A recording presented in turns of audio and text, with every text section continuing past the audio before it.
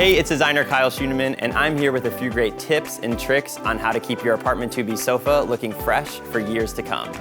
Meet Walton. He's been used by a family with 2 kids and a dog for over 3 years, and he could definitely use a little love.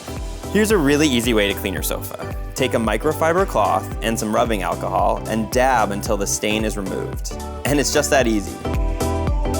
Pilling isn't the end of the world, and in fact, it's a natural part of your fabric's life cycle.